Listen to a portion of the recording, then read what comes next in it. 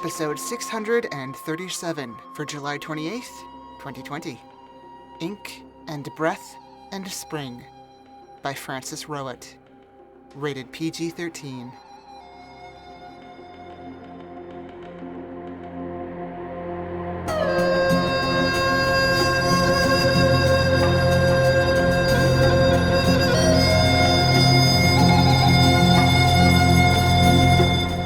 Hello, and welcome to PodCastle. I'm your host, Setsu Uzume.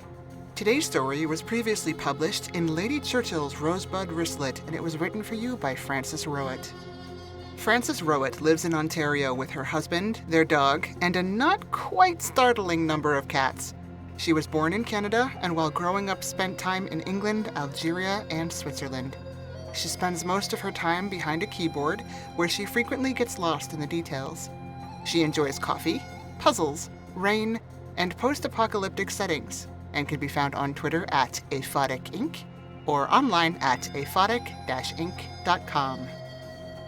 The narrator for this story is James Thompson. James is an actor and director who trained at École Jacques Lecoq in Paris. He studied English literature and philosophy in London. As a theater maker, James has been nominated for both Most Promising New Playwright and Best Male Performance by the Off West End Awards. He has performed in a number of venues in the UK and Paris, including at the Battersea Arts Centre, Oxford Playhouse, King's Head Theatre, and Le Centre Pompidou. And now, put on your gloves and enjoy the story. Ink and Breath and Spring by Francis Rowett. The wheelbarrow thumped a jolt into Pulwick's arms with every third step as he led Mattish back to where he'd found the corpse, out in the northern reaches of the garden. The trees waved dimly at them under the grey sky, and the thin morning light crept across the rolling ground with its whispering carpet of dead grass. Out in the north of the garden, the wind never really stopped. Mattish had sent for a page when Pulwick told her about the corpse, and had scarcely said anything since. She certainly hadn't offered to take the wheelbarrow for a little while. The flat silver sun had cleared the trees and eastern wall by the time they reached the corpse. Pulwick had found it on the ground, gloveless and naked. He'd wrapped it in his overcoat and set it upright against the bayberry bushes before going to find Mattish. He'd never dealt with a corpse before, but couldn't stomach the indecency of letting it lie there. 3 birds squabbled in the air above it, 2 crows and something paler. As Pulwick and Mattish approached, the smaller of the crows darted off, shedding a feather. The pale bird shrieked after it, a flat sound in the wet morning. The corpse was a man who might have been a little taller than Pulwick himself, but waxen and crisp as a rose petal. Its left hand was missing, and it had an oddly unremarkable smell, like laundry and a rasher of raw bacon. The skin left on it, Pulwick's coat hid the raw wound covering its back, had withered a little from the cold. He guessed it had been there a week or more, even if nothing had been at it yet. Mattish glared at the corpse for a minute. When it failed to apologize and leave, she reached for its remaining hand. The joints were stiff, but she wrenched it palm up and examined it. "Well," she said after a moment, dropping the hand, "he's soft-handed. Unless he's from inside or new staff from somewhere else in the gardens, he must have come over the wall. The page'll know." She started working the corpse free from the bayberries, glancing up as the birds wheeling overhead screamed again. Pulwick stepped up to help. The bayberries smelled bitter and bright, and the thorns bit at his gloves. Their branches were pliant and strong, snagging the sleeves of his overcoat. "Might be easy to pull him out," he offered after a moment. "You really think he came over the wall? With one hand?" Mattish shrugged, pulling the bayberries free and keeping them away from the corpse with her elbow as she worked. She had thinner gloves than Pulwick's, but tough ones. The fingers were pierced and tanned leather, and she ignored the pricking thorns. "He might have been wearing more when he got in," she said. "It's still winter. If he snuck in and tried to hide in the garden, the cold might have taken him." Pulwick nodded. Cold, wet wind wouldn't kill as fast as a winter storm, but would cluster blood around your gut and heart and leave you stunned and sweating. Then he'd do something stupid, like strip from the heat, and then there was nothing left but to pray you were found sooner rather than later. He'd found the corpse later, that was all. Still, I didn't find his clothes. Wind might have taken them. The Bayberry slipped under her elbow and sprang back to whip around the corpse and snag the overcoat anew, and she cursed and stepped back. You're right. Get him out and get the coat out later. The second crow broke away from the squabble above them and fled eastward, tacking into the wind. The remaining bird wheeled down and perched on a thin Bayberry branch. Its white feathers were banded and speckled with rich black, like paper dashed with ink. Mattish glanced after the fleeing crow, then straightened, brushing her gloves off on her coat. Powick followed her gaze and saw a page approaching from the library. You could tell the pages at a glance, even from too far away to make out their white eyes and bare hands. They never seemed to carry anything, and they walked as if on carpets. He turned his attention back to the corpse, slipping his arms gingerly under the overcoat and around its torso. The thorns clung to his overcoat, but the corpse pulled stiffly free. The ink paper bird bobbed its head and screamed as the raw bacon smell grew stronger. There were 2 small blue dots on the corpse's shoulder. He guessed they were a bit of winter mold. There's something wrong with his back, he warned. Mattish peered as it was exposed to the thin morning light, and then let out a disgusted bark. The corpse's back was an expanse of raw flesh, studded with tatters of dead grass. The wound stretched the width of the corpse's shoulders and the length of its spine, bordered by the tiny tooth marks of a sharp knife. It's flensed, she said, her voice shivery, and gulped air. She took a step back as the page drew up beside her, gazing thoughtfully in the direction of the corpse with frog-white eyes. The page was a page of key. Her marker hung around her neck on a green-black ribbon, a dark iron piece of teeth and scroll work, as long as Palwick's hand was wide. Her hands were bare. None of the pages needed to wear gloves, within the library or without. This one was dressed for an indoor room, a single long skirt and sleeveless collared shirt. She wasn't wearing shoes, but neither did the frost melt under her feet. Which of you found him? Her voice was mild. The pages all spoke mildly, even standing barefoot near a part-flayed corpse with a missing hand in a damp winter chill.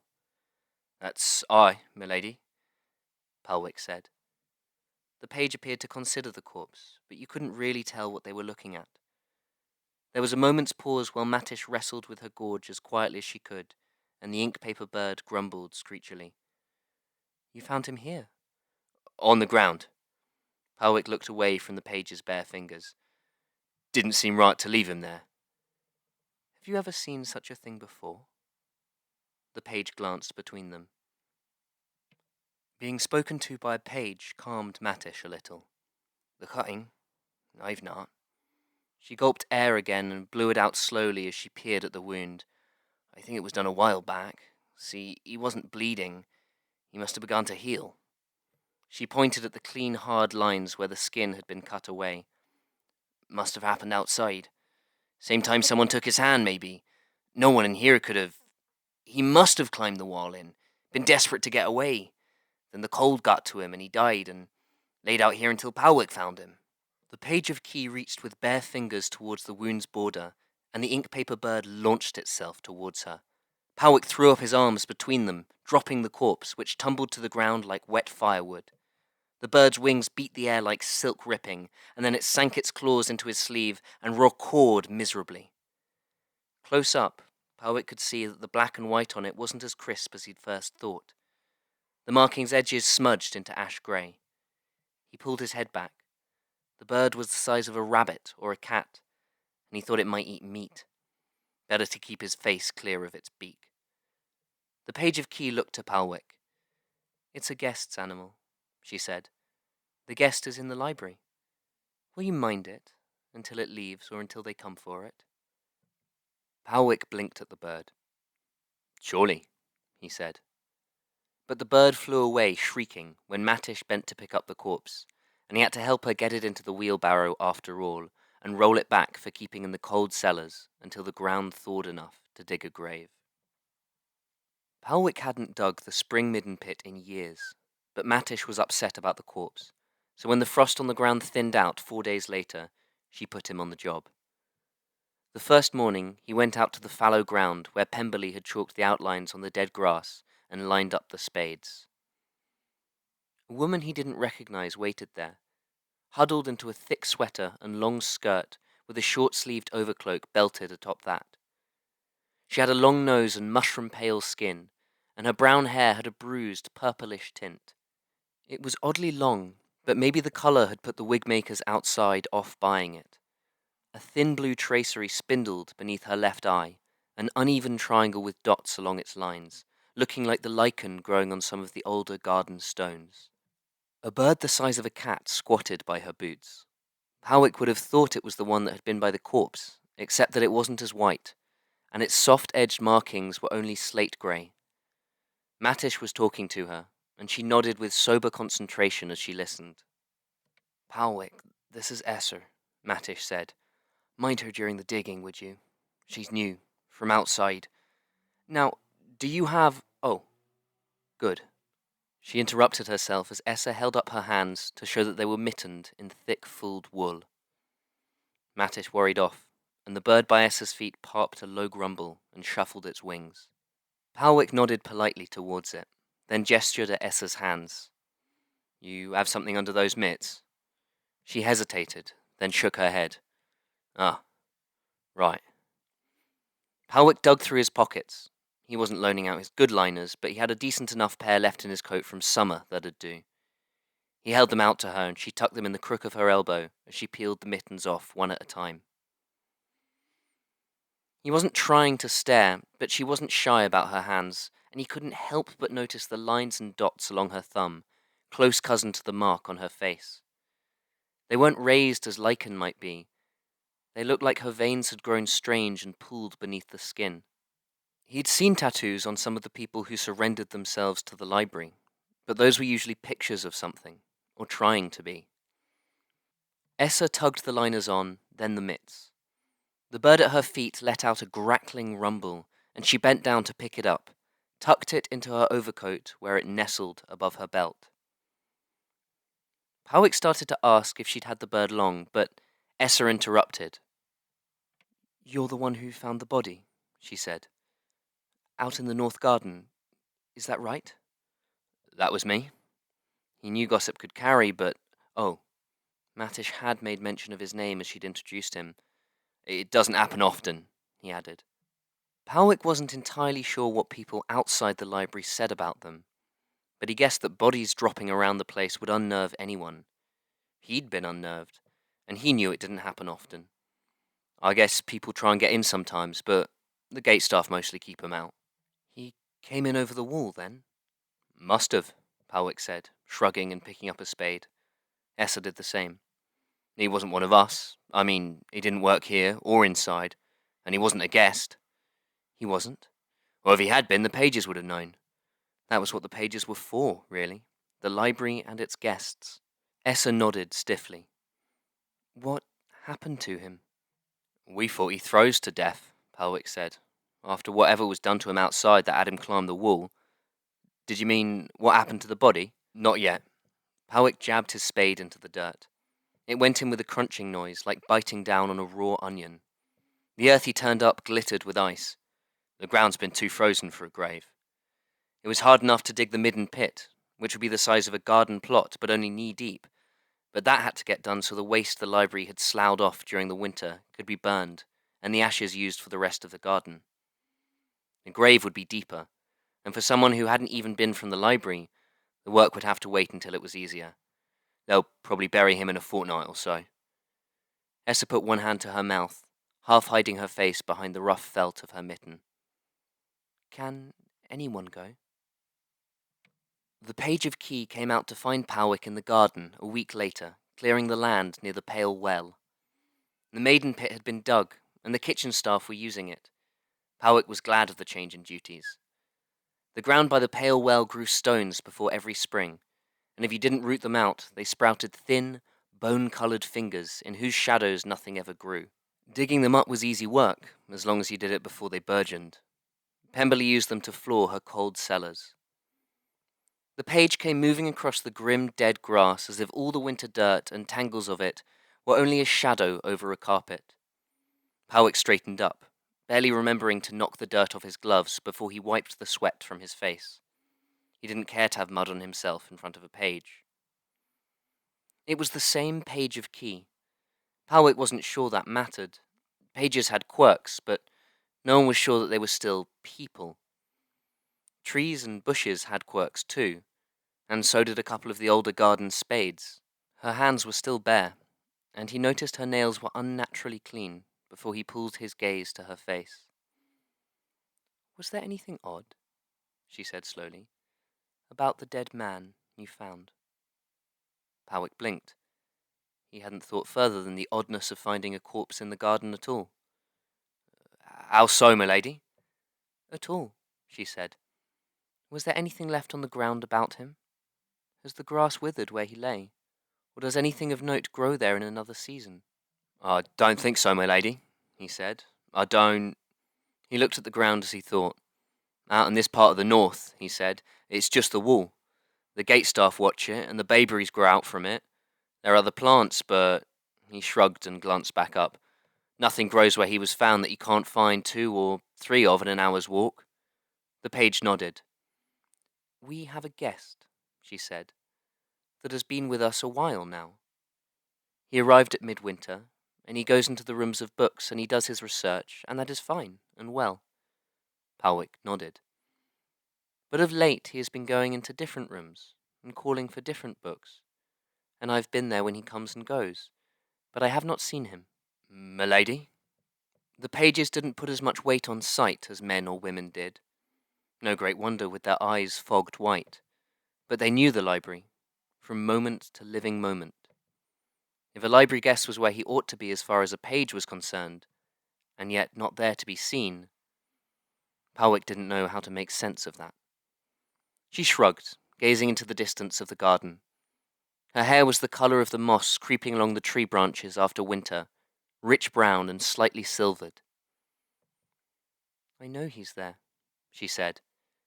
"As a page, I am sure of it. But I have not seen him. I have walked into a room where he is working, and he is nowhere in sight." Powick frowned. "Can anyone else see him?" She shook her head. "There have been other people in the rooms with him, and they don't see him either. I've asked. Slinder, Marraby, Quipperling. They swear there is no one in the room but myself, and however many of them there are. And I asked another of the pages. It is the same for her. The guest has cloaked himself from sight in a manner I do not understand. I was wondering if perhaps the man you found had been used in some way before his remains were discarded." "He, was skinned," Powick said, and the page's mouth grew narrow. Powick swallowed. "You think he might have been—" He trailed off. Everyone who worked in the garden knew that there were some nights and some places where you turned your coat inside out. Things that couldn't see the inside of you got confused and left you in peace. He guessed you could do something close if you had the inside of someone's skin instead, and perhaps even that wouldn't be strong enough to keep a page of the library from knowing where a guest was. "Perhaps," the page murmured. "When did you last see him?" Powick said. "The guest." It took her no time to answer. Powick wasn't sure if that meant that she'd thought about it, or just that pages had a good memory for guests. 2 weeks and 3 days back," she said. 6 days before you found the dead man in the garden." "Well," Patrick looked away from her hands. "What are you going to do about it, my lady?" The page gazed at him for a moment, her eyes not quite frowning, and then her arm reached up and around her neck and hooked the ribbon that held her key and drew it over her head. Powick's jaw dropped a little. He guessed that pages could take off their badges. He could throw down his tools after all, but he'd never seen one do it. No one that he knew had ever seen one do it or spoken of it if they had. The key pirouetted on its ribbon and swayed towards her like a lodestone. She didn't pay attention. Her face had a new animation. It was rabbit alive. her eyebrows drawn down and mouth curled in frustration. "I can't find him," she said. "I've looked in his rooms. There's nothing in them but his books and his notes. It's not as if I found a bloody knife or a flenced cloak, and if I did find such a thing I could probably see him, as he wouldn't be wearing it at the moment. If I did find him, if I could prove what he'd done, then perhaps I could have him gone. If he killed the outsider, then if nothing else, he's interfering with the duty of the gate staff to keep the walls safe and find the ways a stranger might get in. But he's a guest. You understand?" "Who maybe killed a man." "Maybe," she said. Powick was glad to see her anger, that human reaction that she hadn't had to the pale, thin corpse in the bayberry bushes. But a guest who attracts an unproven suspicion about what he may have done to an outsider is not going to be thrown out of the library. No matter what you'd like to see done. It felt oddly daring to ask a page, if she was a page now, without the key around her neck, about what she might want. There was a frown line between her eyebrows, and they slanted like reeds in a storm. "No matter," she said, and hesitated, and then slipped the key's ribbon back around her neck. Her face smoothed out, and Powick looked away again. "If I hear anything, my lady," he said politely, "sure I'll tell you. I'll ask about. I'll see if anyone's got word of anything peculiar on the matter." She nodded, and turned, and left him to digging stones.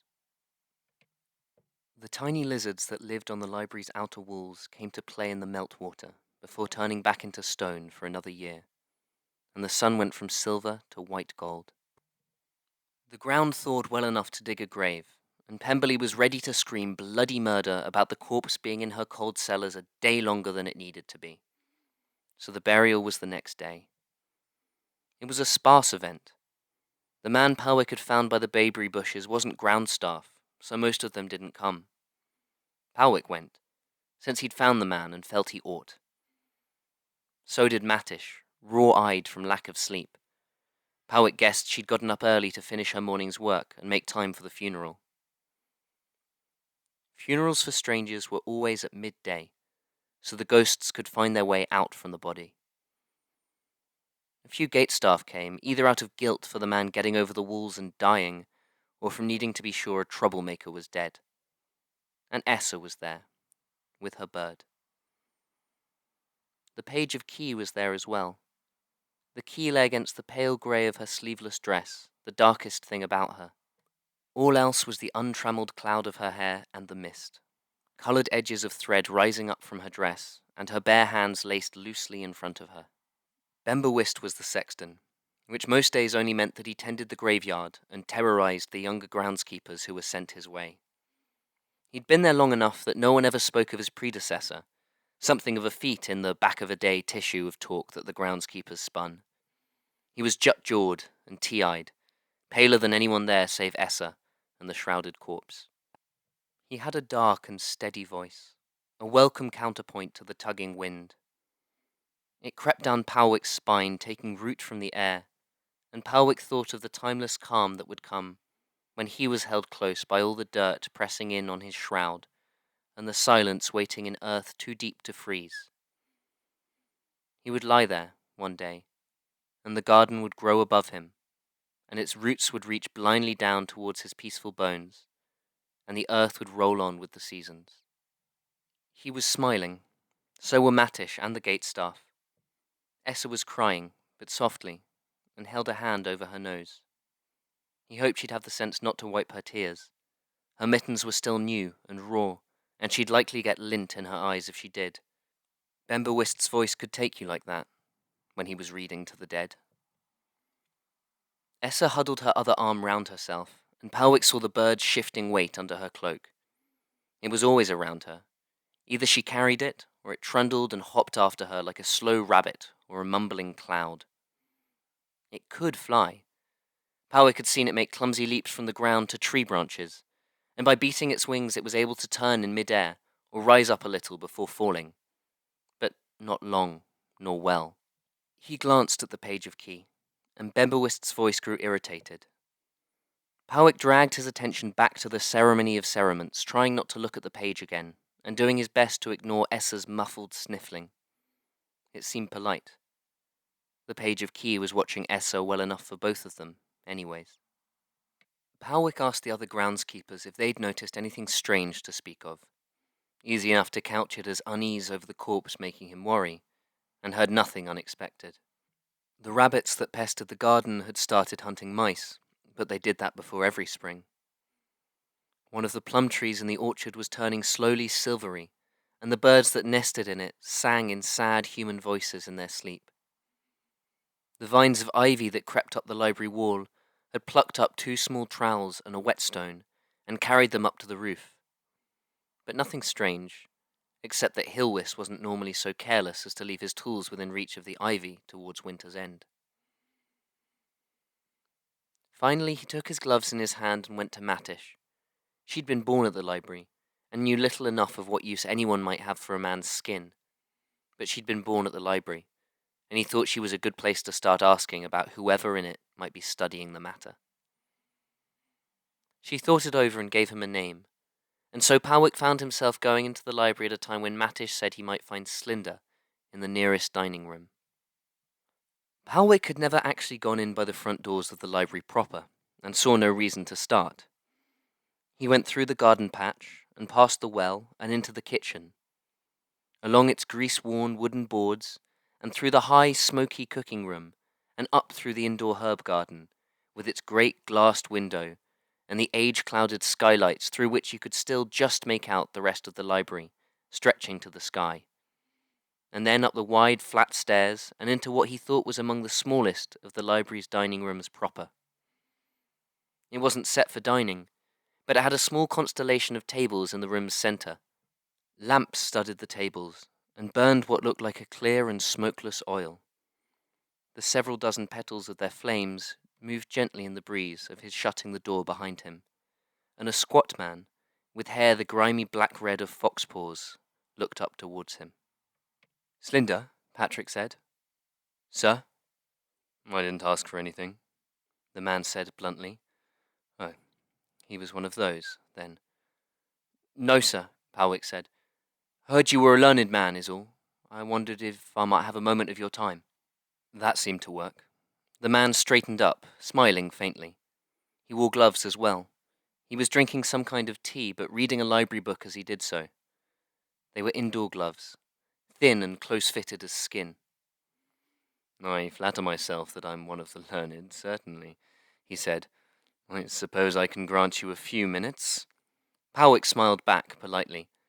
"Well, sir," he said, "some of us were wondering, is there any kind of hiding charm you know of that's maybe a little stronger than turning a coat inside out or soaking it in water under a new moon?"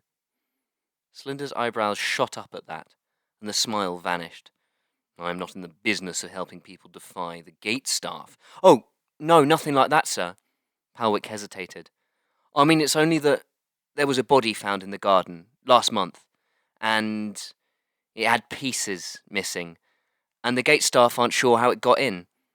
They hadn't mentioned having any idea of how he got in, at least. And we were wondering in the garden if whoever had done it might be around."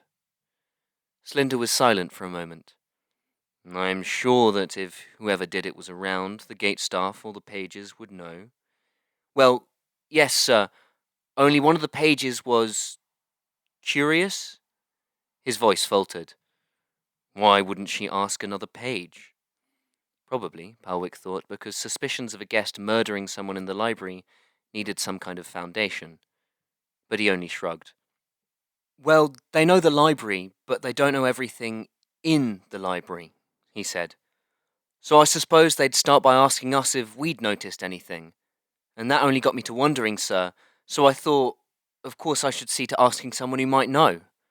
"And why me in particular?" "Well, Mattis said that last year you were asking about things from the garden that might be of use to that, for your own curiosity about the matter." Slinder got slowly to his feet, and Palwick trailed off. "I have no interest," Slinder said coldly, "in spending my hard-earned research on assuaging the hysterical fears of ground staff, who are seeing ghosts lurking in the shadows because an indigent climbed the wall and expired on the grass. I'm sure that anyone of consequence who wishes to speak with me about the matter will know where to find me. Sir, I only good day, ground staff. Slinder's mouth was drawn thin as a thorn scratch. He stayed standing, glaring at Palwick, until Palwick dipped his head and, embarrassed, hurried back towards the kitchens. The spring cleaning of the lawn was underway, raking the sodden debris of winter into cold, crackling piles and setting them on fire. Essa and Palwick met at the midden pit they'd dug. Now that the kitchen staff was using it for the inside waste, the lawn's cleaning would be the pit's last use before it was turned into a mulch bed. Early spring mornings brought dense and seeping mist, but at least the fire kept off a bit of the damp. Essa had belted her overcloak, and the bird huddled in its folds, grumbling softly. It looked awkward to work around, but she didn't complain. He began raking up the coals. The morning was chill and bright, the leaves frosted with white damp from the night's breath, and the air prickling with the teeth of the breeze. In the morning light, the flames were invisible above the dull coals, but their dry heat pressed against his face and sleeves when he bent over them. His raking pulled something heavy and ragged into the coals, and the bird screamed. It tore free of Essa's cloak, evading her grab. Palwick threw up his hands and stepped back as the bird lunged towards him, all scream and beak, but it grabbed air in a clumsy buffet of wings and circled shrieking above the fire pit. Essa came running up, fell to her knees at the fire's edge and thrust her hands in. Palwick heard the sizzle of mist cooking off her mitts, and then she scrambled backwards, pulling at the twisted lump that the bird had been circling, until she could drop it on the chill, damp grass. She sat back, tugging her mitts until they were loose and then flapping them off her hands, as Palwick used his rake to drag hers out of the flames and came over to look. It was a dirty, greasy lump, perhaps the size of his forearm, with a texture like a leaf that had been rolled in someone's fingers. The bird landed closer to it than to Essa, bobbing its head forward, then jerking back with a small cry. In the morning light, Palwick saw its markings had spread and faded like bruises. It was only a light ashy grey, blurred darker in spots. Palwick poked gingerly at the mass. It came unstuck from itself bit by bit. He thought at first that it was a mess of meat from the kitchen, a clot of trimmings or a rasher that had gone rancid and been thrown away. Does it want... He trailed off, looking at Essa. She had to be feeding the bird something. It was always around her rather than out hunting. Does it want bad meat? Even the smoke could not disguise that the twist of matter reeked badly. Cooked meat? We can do cooked meat, you know. That last was to the pallid bird. It ignored him. Palwick preferred cats, he decided. Cats had ears. You could tell where attention and mood were at with a cat's ears. Birds were as hard to read as pages. The meat, under the dirt, seemed smooth on one side. Essa reached for it, but pulled her fingers back from its heat with the same kind of small cry the bird had given. Careful with it, she said. Please be careful. Palwick brushed at its surface, smearing away clots of dirt under his gloved fingers. It was paler than he'd first thought. He rubbed at it gently, then spat on it, and the greasy mud came away a little better. The smooth side, barring a few ragged patches that might be scraping from the rake or the stones or his own rough gloves, was sleek as pondside mud and pale as a rose petal. He uncovered a blue pattern of lines and arabesques and dots, like a map of rain bouncing off a twining summer vine. There was another grackling noise. Palwick looked up to find it wasn't the bird making it this time. Essa had her hands over her mouth and was staring at the matted roll, tears in her eyes. Palwick straightened. You all right? Let me, she said, going down on her knees next to it. Let me... She stripped off the glove liners, and Palwick saw again the lines and dots patterning the back of her hand, winding up her fingers and circling wrist and thumb. Essa began teasing out the twist of flesh. One way, it was not quite as wide as both Palwick's hands, stretched small finger to thumb, and the other way it was a little longer than that. It took him a moment to realize what it must be. But, he said, as an assumption knocked itself into a cocked hat. That the man had come over the wall. That the skin of him had been taken for some precious use, an ingredient valuable enough to be worth killing for. Not a twist of garbage to be snuck into a midden pit in the dark of the night and left for burning. I should take that to don't touch it, Essa said in a voice darker than Bembawist's, and the bird spread its wings and hissed at him. Palwick took a step back. Essa looked up and her eyes were full of tears. All right, Palwick said after a moment. Will you take it to a page? Essa ran her fingers over the whorls and lines of the flesh. I'll bring it with me when I see one, she said grimly, and I'll do that now. Essa had moved faster than the bird could keep up with, and Palwick had scooped it up to keep it from shrieking. Now he hurried after Essa as she went through the kitchens, cradling the bird and trying to tell her you couldn't simply decide you wanted to talk to a page. When they turned the corner and found the page of Key approaching. Where is he? Essa said. The guest I came looking for. Palwick stopped and swallowed back. I thought you came to be ground staff. The page wasn't contradicting Essa, at least. She blinked once. In the wing of twice-bound books, she said. The Vancian collection of naming and making. He's dead, Essa said. The bird in Palwick's arms gave a guttural groan. He's been dead for weeks. He's rotting. She thrust the cradled skin forwards, and even the page pulled back a little. That's the intruder's skin, Palwick said. The man who came over the wall. This is the skin of Quabery Tints, Essa said. He came here to study your works on the history and meaning of ink, and he died in the winter. And whoever you think is him, you are mistaken. The page looked at Palwick. His ghost, she said softly.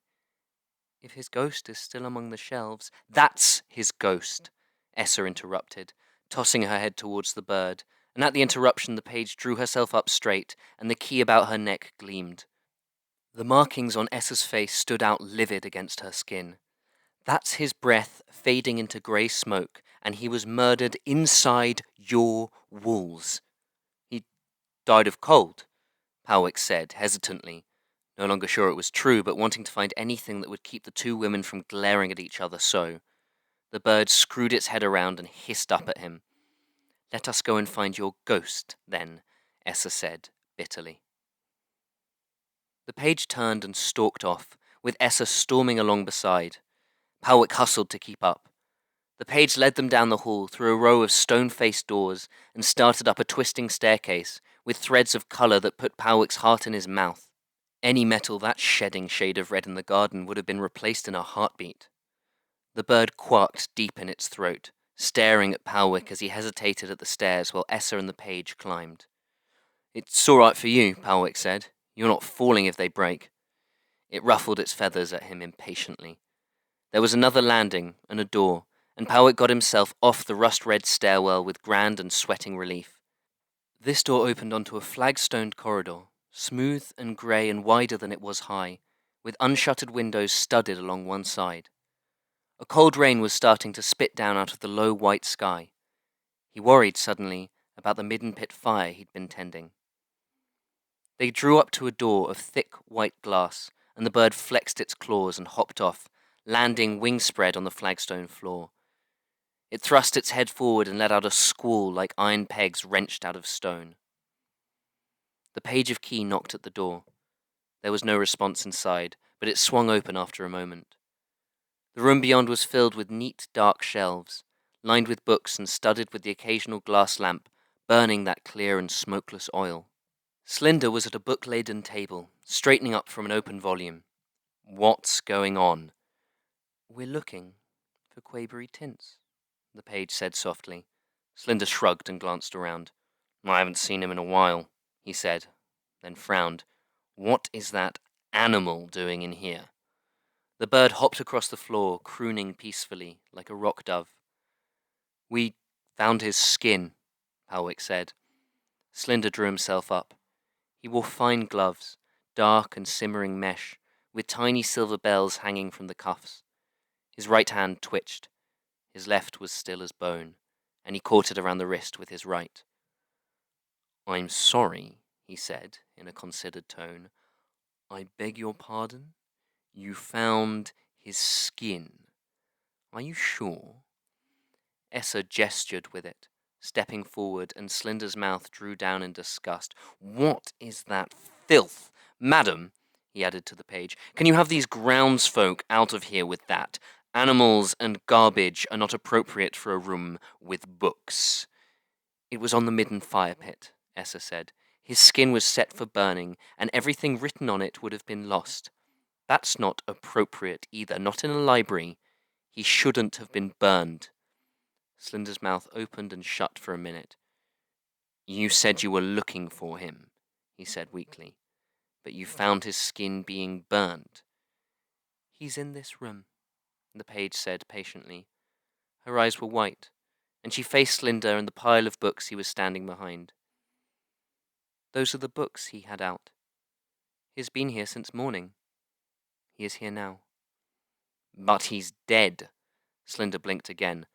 "A ghost? Do you think he's a ghost?" He looked oddly pleased. "Murdered in the library gardens and buried so far from home in an unmarked grave." It sounded quite dramatic.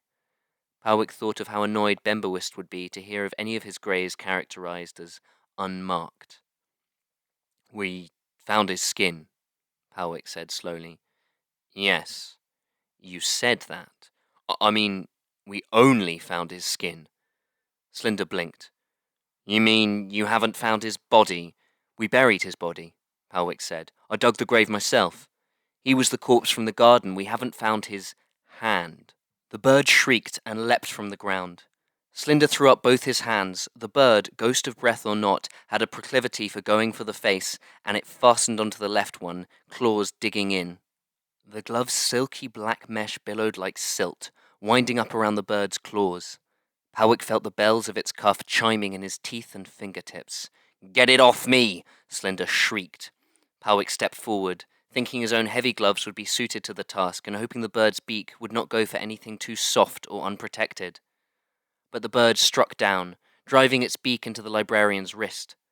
The razor wisps of the glove wound up around the bird's beak, tickling at its eyes as it wrenched and dug. Slinder's hand fell off at the wrist with a wet, splitting sound.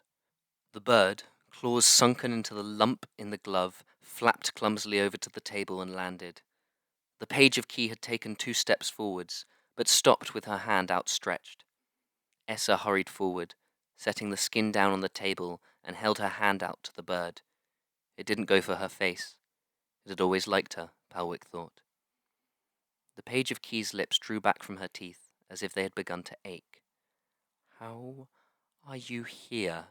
she said to Slinder. "You've no right to be here." "If that were true," the man said, "you'd have known it when I entered."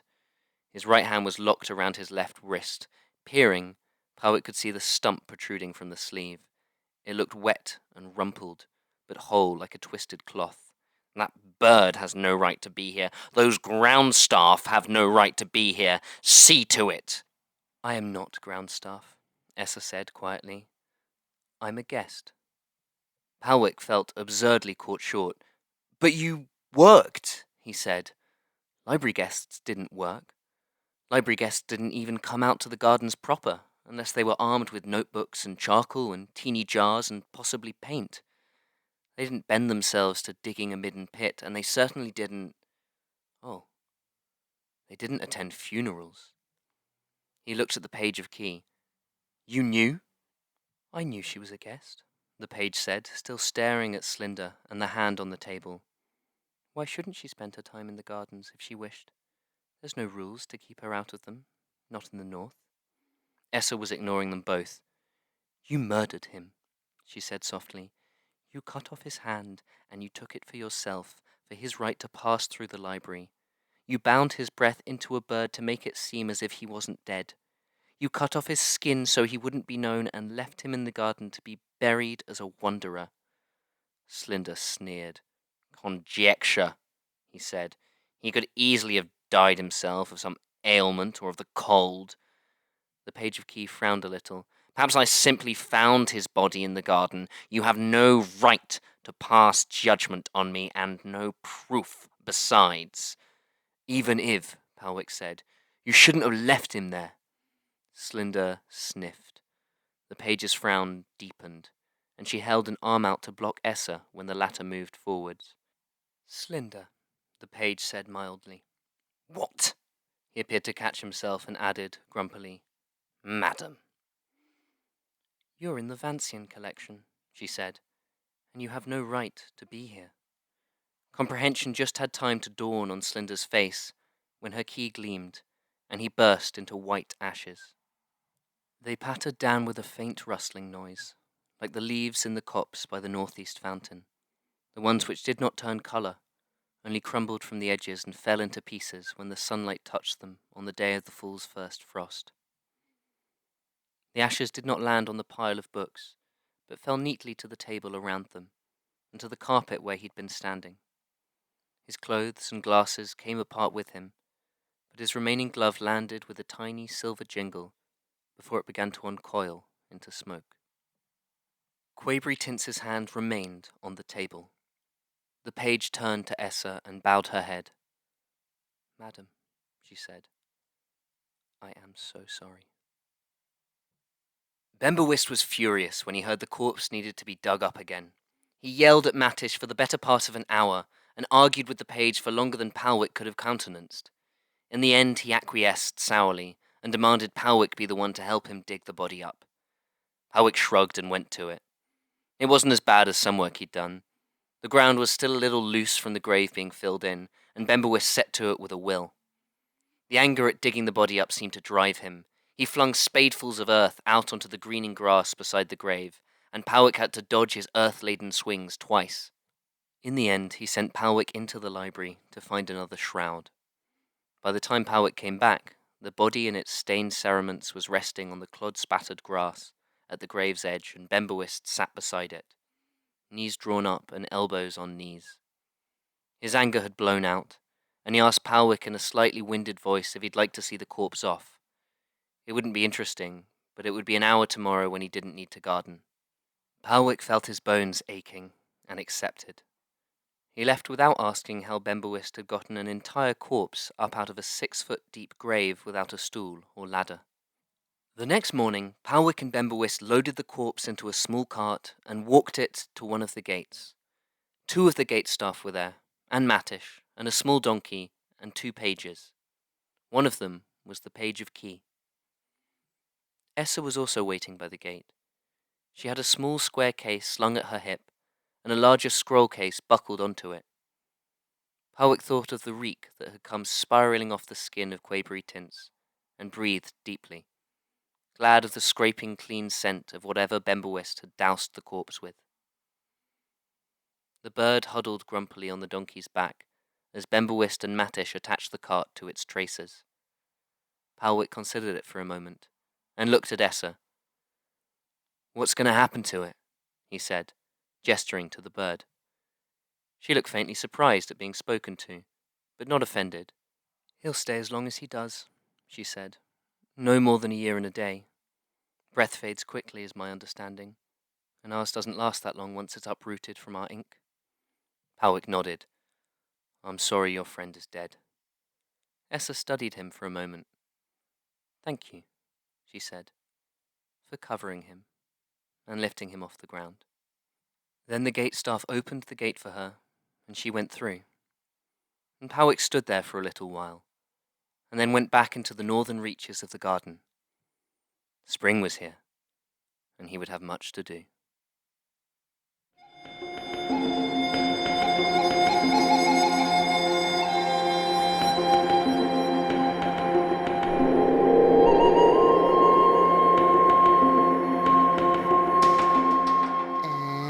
Welcome back. Love a library. Love a bit of dead grass and winter dirt in July. A corpse? A bird? Bonus. Rowett wanted you to know that this one was one of her first attempts to create a setting that was unapologetically fantastic and didn't have explanations for how the place came to be. I want you to know, and you might already agree, that aesthetics is a perfectly fine explanation. Fantasy, for me, is a patchwork of real and unreal elements with just a few choice words that add color or flavor to escape into the fancy. And speaking of corpses, libraries, patchwork, and flavor text, let's spend some time with the word parchment. For some reason, fantasy settings are averse to using the word paper when they mean paper. Pulling the same trick with the word papyrus has fallen out of fashion, but parchment keeps popping up as the applicable in-world flavor text. The problem is, it's not paper at all. Parchment is the thin membrane of sheep, goat, calf, pig, buffalo, or even donkey skin. Unlike standard leather, it's processed without any tanning, and then it's oiled, smoothed, dried, sanded, and tensioned, but it is never, at any point in its journey, vegan. Out in the world of actuals rather than signifiers, parchment replaced papyrus because of its resilience in roughly the 5th century of the current era, and then finally lost the battle to paper milling because paper milling is way cheaper. By the time printing showed up in the 1400s, they couldn't produce the treated animal skins fast enough, and here we are today, doing the same work with sound waves and beams of light. Who cares how you got the story? As long as you get the story. And you can use paper, it's fine. And that was our show for this week.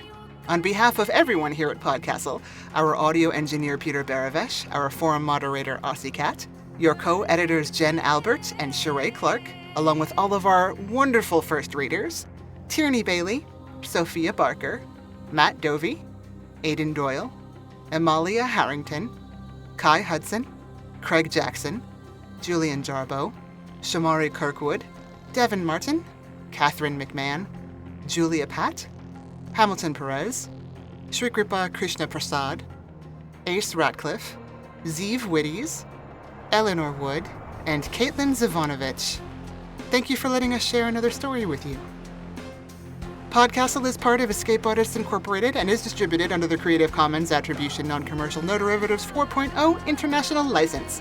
Feel free to share it, but don't sell it or change it. And if you like what you heard, head over to patreon.com/EAPodcasts and subscribe.